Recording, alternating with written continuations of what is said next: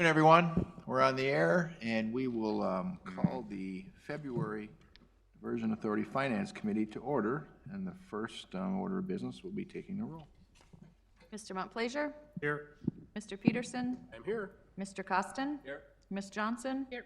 Ms. McCall? Here. Mr. Jacobson? Here. Mr. Hendrickson? Here. Mr. Steen? Here. Mr. Gehrig? Here. Mr. Redlinger? Here. Dr. Mahoney? Mr. Grimberg? Here. Quorum is declared. Item 2, is there a motion on approving the minutes or any corrections?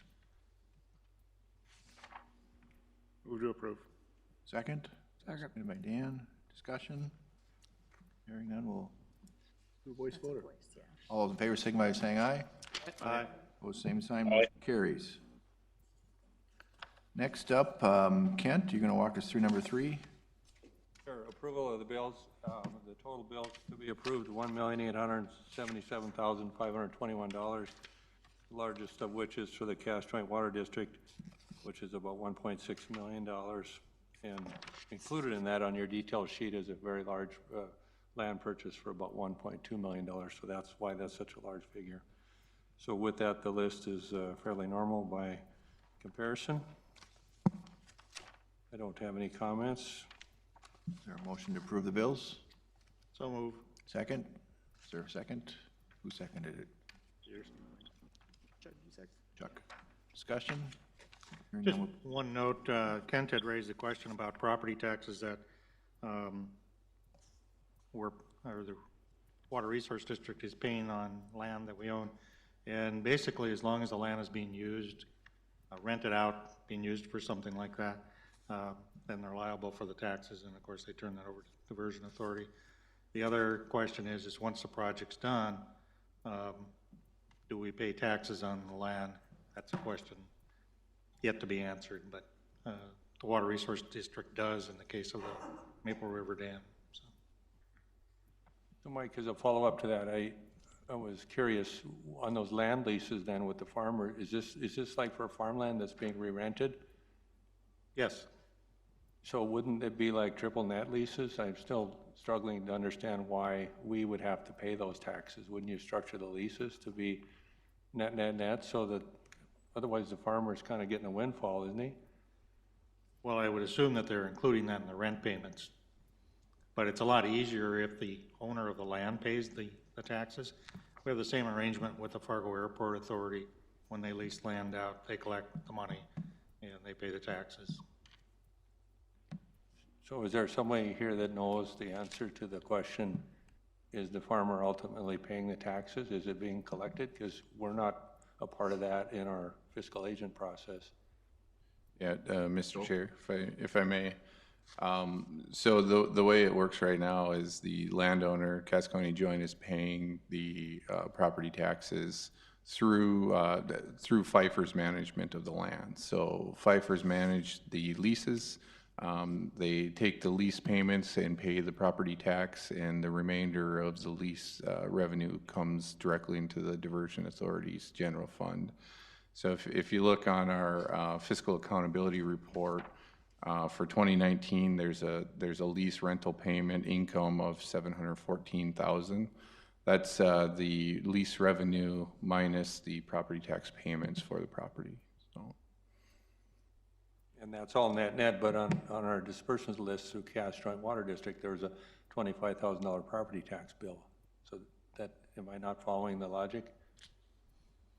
So if Pfeiffer's is handling all these transactions and it's net like you just described, this must be a different subset of land transactions then. So Kent, I think there's a distinction between the ag land that the Cass County Joint owns and residential or other property that they own that there are no leases on.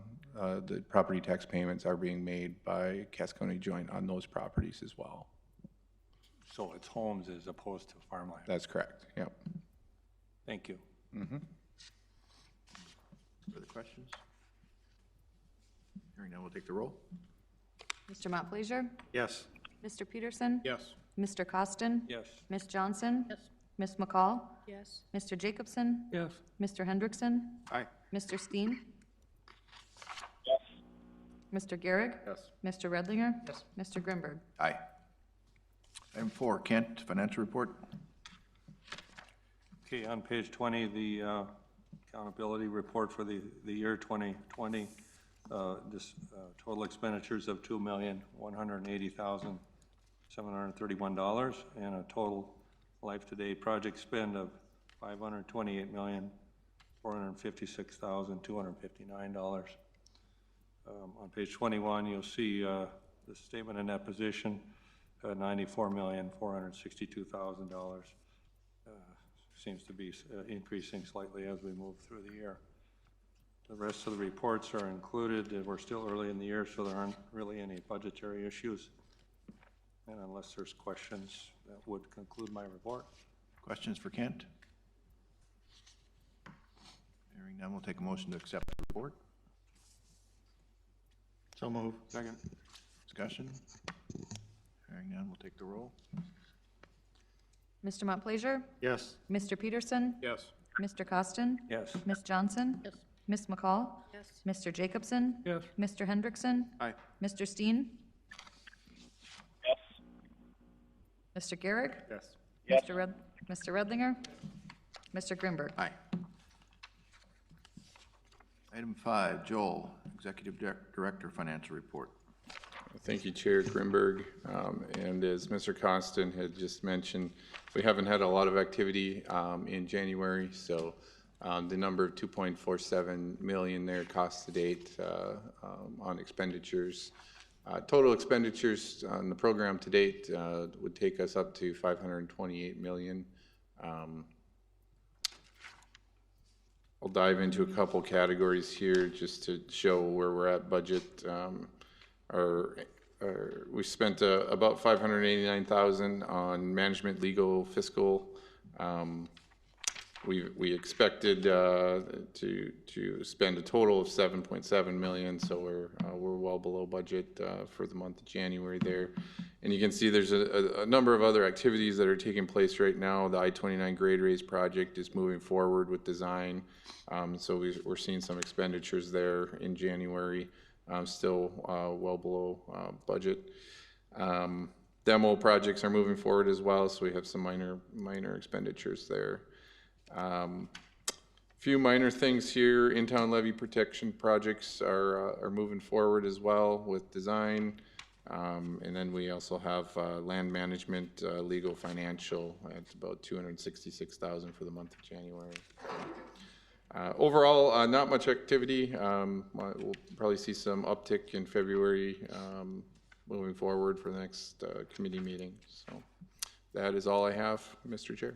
Questions for Joel? Moving right along. Item 6, contracting action items. Thank you, Mr. Chair. Have a number of contracting actions before you that we can discuss. First, contracting, and perhaps, Mr. Chair, we take these items one at a time and allow Please, some let's, questions. without objection, we'll do that. Okay, thank you. The first contracting action item recommended for approval is the audit engagement letter with Eide Bailey.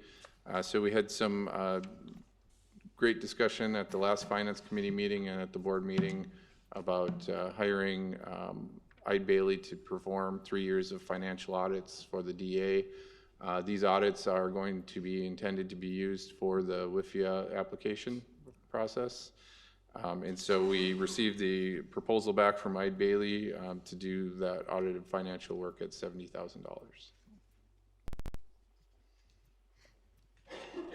Questions for Joel? And just to add to that a little bit, I pulled my staff off of our primary readiness for the City of Fargo audit to put this ahead of the process. And they've been working for the last couple of weeks to pull together the protocols needed to actually prepare the financial statements. We decided it was most efficient and effective if the fiscal agent actually, actually prepared the statements, because otherwise we thought the process would be slowed by having the independent auditor prepare them. So we'll proceed with that until we're finished. And we did put a June 1st deadline in the engagement letter so that we're assured that we're done and are not holding up the WIFIA process. So that was my question, so thank you. Additional questions? Chad? Sure, thank you, and I'm sure it's in here, Joel, but is this hourly not to exceed? I looked and I couldn't find it. Or is this flat fee?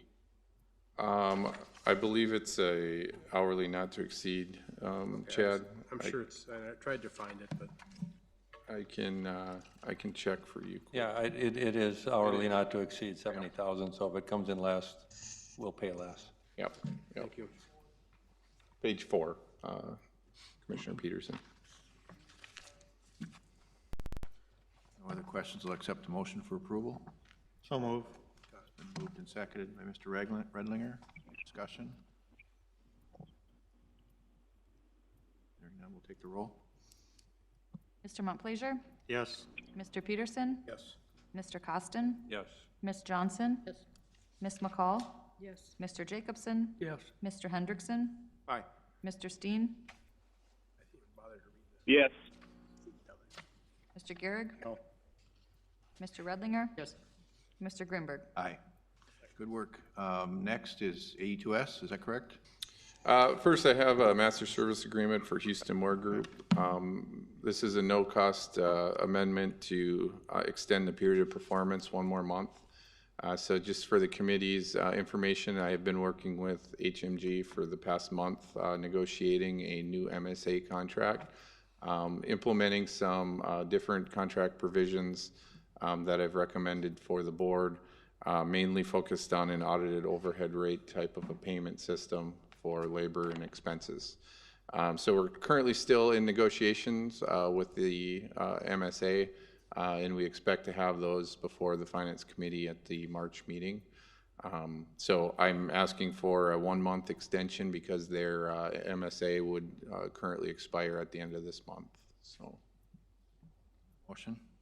I'll make that motion. Second? Second. Moved and seconded. Discussion, questions? Hearing none, we'll take the roll. Mr. Montplaisir? Yes. Mr. Peterson? Yes. Mr. Costin? Yes. Ms. Johnson? Yes. Ms. McCall? Yes. Mr. Jacobson? Yes. Mr. Hendrickson? Aye. Mr. Steen? Yes. Mr. Gehrig? Yes.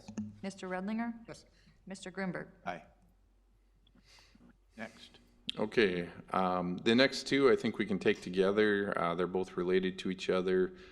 For the Finance Committee's consideration is a master service agreement for professional services for AE2S. And some background on this master service agreement. This AE2S has performed services for the Diversion Authority for a number of years as a subconsultant to the PMC or to Jacobs Engineering. As I've been rearranging and negotiating the contracts with the consultants for the Diversion Authority, it became readily apparent that the work that AE2S is doing could be contracted directly with the Diversion Authority and would not need to be a subconsultant with Jacobs Engineering. So through our negotiations with the Master Service Agreement, and pulling the scope items for AE2S out of the Jacobs task order and creating a new task order for the AE2S services, we will be netting a realized savings of $2 million with this transaction. So what you're not seeing here is a reduction of the $18 million out of the Jacobs contract because for a number of reasons, we had to pull scope out of 3 different task orders of Jacobs, some of which are current task orders that have Jacobs labor and time associated with it. So I'd like to bring this task order to basically take AE2S out from under Jacobs, approve their task order 1 for their services rendered to the Diversion Authority. Next month, Finance and Board meeting, we would tackle the reduction of the Jacobs task order for the consummate amount, and we would realize the net savings in our budget at that point. So we're not adding any scope of services to AE2S. These have all been previously negotiated. We're just pulling them out and realizing a markup fee that Jacobs had on their subconsultants as savings for the $16 million in services over the next 6 years. So. Questions? I just had a comment. As fiscal agent, we're noticing that there's a 15-day notice or a 15-day requirement for the vendor to do the invoicing for their professional services for all these contracts, Jacobs, HMG, and now AE2S. And to me, it seems like we haven't been compliant with that because we're getting late billings from time to time routinely, as many as 2 and 3 months behind. And so is a 15-day a reasonable requirement? Should it be longer, or should we somehow try to hold their feet to the flames to get that paperwork in a little bit more quickly? So if we're gonna have a contract provision that's stringent, then we should have some sort of protocol to follow up on it. And I just wanted to make the committee aware, I don't believe that's the fiscal agent's role to mother over that. So I just want to bring that to the attention as we do new contracts. Chad? Thanks, Mr. Chairman. Logistically, is it more cumbersome having that delay, or is it you're indifferent to it? Does it matter? I guess is my main question. Does it matter? Well, 3 months, 2 months? Well, I mean, I think a reasonable amount could be 30 days. I mean, you got to think the time it takes for their whole business to roll up their whole book of labor through multiple projects. I get that. But 3 and 4 months from time to time is a delay that's just not acceptable from just a processing time. And then if it happens to span at the end of the year, you're going to have problems with getting your audits done on a timely basis and getting the books closed formally. So that's why I bring it up. I think it does matter. And so I just wanted to know, just bring that to the committee's attention. Carla? I think it would make sense to maybe go from 15 days to 30 days, but then to expect them to actually do it within 30 days. So you give them a little more time to prepare their side, but again, for the financial side of it, you're not waiting indefinitely for something to come in so that you can process it and get good financial records on a timely basis. And so I would suggest if there's something we could do there to maybe change that from 15 to 30 days, but then I'm not sure who would monitor or hold them responsible to make sure that they are being prompt on their invoicing. Have an executive director now. There you go. I kind of was looking that way, but That's right, Mr. Chair. So I whatever the finance committee would feel to recommend, I think I can make it work. I have a feeling, and Mr. Costin, just correct me if I'm wrong, but I think it's in some cases there's some back and forth on the invoices as far as scope items that are on there, and so if an invoice is submitted and we work back and forth with the company to verify tasks that were done and ensure that it is a proper billing, that would obviously delay the processing of that invoice, right? No, I don't think that happens in all cases, certainly.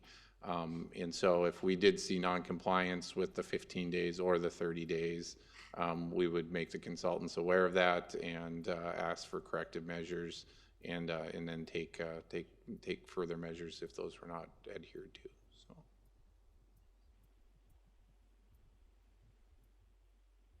Carla, are you suggesting 30 days? would you like me to make a motion? I would love that. Change it, I assume it's in the contract language or something with that they provide the invoice within 15 days, and we'd like to see that changed to 30 days. I second that. Discussion? Chuck? Thank you, Mr. Chair. Why wasn't it originally 15 days? Does anybody know history of it? That's kind of a tight turnaround in any type of business. I would suspect that's how it was initially drafted and nobody questioned it, but Okay.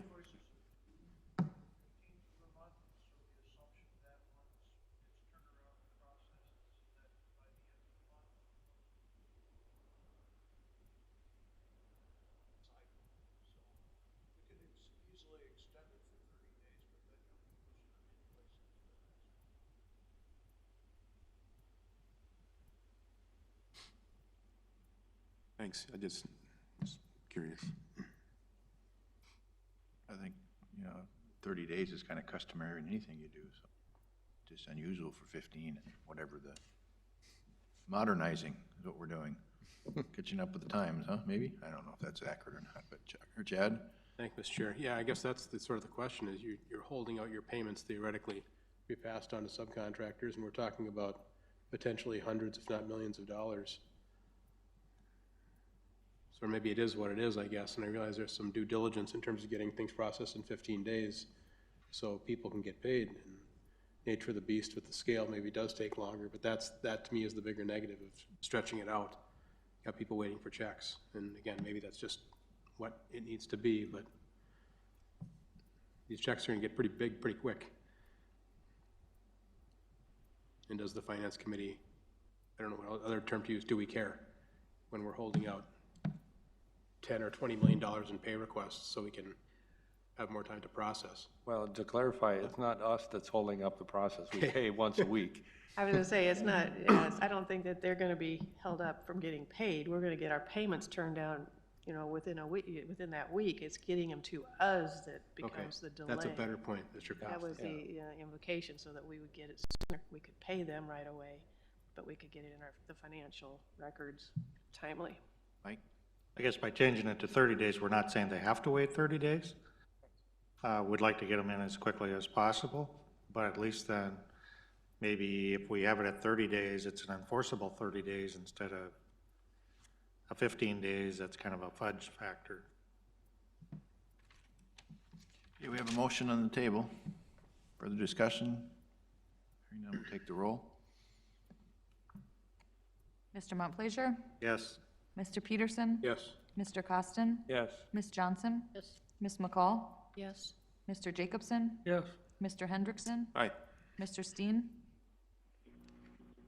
Yes. Mr. Gehrig? Mr. Redlinger? Yes. Mr. Grimberg? Aye. Back to task order 1 AES, AE2S Consulting Services. Just a comment. Joel, we should recognize him for his efforts because he recognized spot on early when he started as our director that there were a number of items that needed a deeper dive and attention to, and that was our master service agreements and fee schedules. And with his engineering acumen, alongside with John Shockley, started last fall, late summer, on right-sizing our agreements. Just the simple fact of saving $2 million of having overhead built into one contract for another contractor is significant in itself. And as we continue through, and Joel continues through and comes back next month, you know, we're starting to realize savings in what we're spending, and that's just a very smart approach to what we're doing. And at some point, the Finance Committee is going to get a report of the net savings in reducing fees and our obligation and overhead as a result of this. I'll call it a one-year effort, because it'll probably take till the summer for us to get fully realized. So credits are coming in, is my point, and so I think it's important to recognize Joel for taking that on. Thank you, Commissioner Grimberg. Any other comments, or is there a motion to approve the AE2S, knowing we're going to get a smaller reduction coming next month? So moved. Moved by Chuck, is there a second? Dan? Discussion? Hearing none, we'll take the roll. Mr. Montplaisir? Yes. Mr. Peterson? Yes. Mr. Costin? Yes. Ms. Johnson? Yes. Ms. McCall? Mr. Jacobson? Yes. Mr. Hendrickson? Aye. Mr. Steen? Yes. Mr. Gehrig? Yes. Mr. Redlinger? Yes. Mr. Grimberg? Aye. HMG, $501,073. Okay, this task order is an amendment to task order 1 for project management services. This task order goes back to the inception of when HMG had started to do work for the Diversion Authority. What this is basically time for the two main project managers from HMG, Lyndon Peace and Greg Thielman, along with some additional public relations services that are necessary, and some other small items. And so this is a task order that typically comes before the Finance Committee and the Diversion Board once a year in relation to the anticipated scope of services of the two main project managers. So this has been reviewed by myself and the PMC. Basically, pretty much similar to the amount of effort that was expended in 2019. Not a lot of differences between the task order that was approved for the amount of services there. There was some offset because we did unencumber some 2019 funds and offset the 2020 proposal for their services some, but in general, that's what this task order is for. So. Questions? Kent? I had an observation with regard to the way the contracts were written. The advanced engineering contract has all the federal requirements wrapped into them, those being civil rights, federal lobbying, and the debarment and suspension provisions, and required certifications. My question is, because this is an old contract that's being renewed into the future, and we're going to start drawing WIFIA funds as soon as we get a WIFIA loan, should those same certifications be attached to that contract so that it's essentially federalized from that perspective? That's a great question, Mr. Costin. So in March, I will have the final negotiated MSA for HMG, which covers the legal provisions for all of their task orders. So basically, their active task orders will be covered by the new MSA with all of those federal contracting provisions contained within it. So if you read this task order amendment, we do refer to the fact that we're in negotiations for rates. And so they did figure their 2019 rate schedule with a 3.5% escalation in calculating the 500,000. But of course, that may change as we negotiate what their new rate structure is going to be in the MSA that will come before the finance next meeting. Thank you. Yeah. And from my observation, just to add to that, this is an example that has the potential for not being renewed in 2021 as we get into the P3 award and decreasing our dependency on various services with the selection of the P3 bidder. These are things that, back to the overall net savings over about a 12-month period, we'll know better where we're at, but moving in the right direction. Is there a motion to approve? So moved. Moved by Chad. Is there a second? Second. Second by Kent. Discussion? Hearing none, we'll take the roll. Mr. Montplaisir? Yes. Mr. Peterson? Yes. Mr. Costin? Yes. Ms. Johnson? Ms. McCall? Yes. Mr. Jacobson? Yes. Mr. Hendrickson? Aye. Mr. Steen? Yes. Mr. Garrick? Yes. Mr. Redlinger? Yes. Mr. Grimberg? Aye. Property structure mitigation, Schmidt and Sons? Yes, so this change order is for work package 50A, which is a property demolition project that we have open right now. As the anticipated crest for the flood event this spring is being monitored, we looked at the diversion owned property that may be impacted by a potential 10% crest level flood.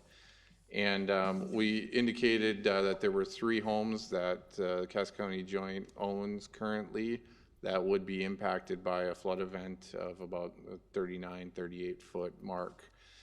So the decision was made of, do we allow these homes to just flood and demolish them at that point, or do we try to salvage them and get some additional value out of them? And so we approached the contractor that is currently working on work package 50A and asked him to give us a dollar figure to raise these homes up above the anticipated crest level and change order them into the work package 50 project. So we reviewed their proposal. We believe this is the best fiscal route to take with these homes. One of them is a $1 million log home. And so it makes sense to lift it up, protect it, and try to realize some of the salvage value from that home in particular. But the 2 others are also included in there. So asking the Finance Committee to review and discuss the $75,000 change order. So. Questions? Move to approve change order number 2. Is there a second? Second. Moved and seconded. Discussion? Hearing none, we'll take the roll. Mr. Montplaisir? Yes. Mr. Peterson? Yes. Mr. Costin? Yes. Ms. Johnson? Yes. Ms. McCall? Yes. Mr. Jacobson? Yes. Mr. Hendrickson? Aye. Mr. Steen? Yes. Mr. Garrick? Yes. Mr. Redlinger? Yes. Mr. Grimberg? Aye. Executive Director approved actions. Okay, I have a number of actions to report to the Finance Committee here, and I'll take any questions. I think Mr. Chair, we'll maybe take all these at once and provide some opportunity for some questions. Given they're all credits, I don't think anybody will object. So the first one's a simple change order to clean up and close out a project. So we just balancing change order with a $12,000 savings.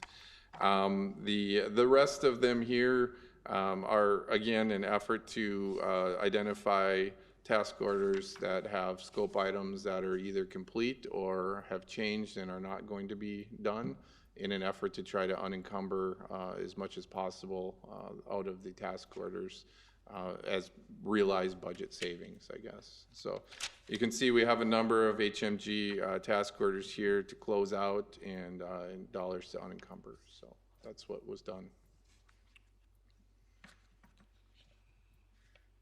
You don't need any action on this, just, I don't, it's just, for your information, so.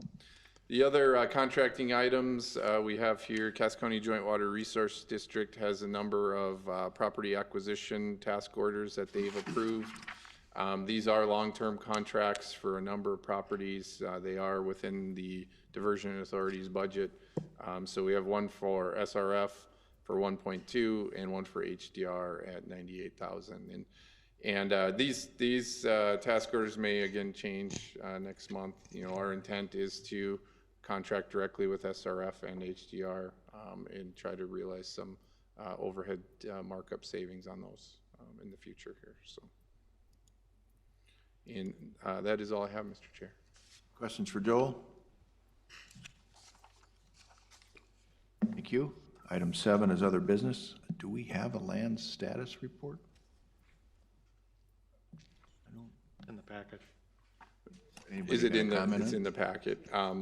We do not, so we are, I should have mentioned this at the start, I am changing up the agenda a little bit for the board meeting, and I'll talk about it at the board meeting.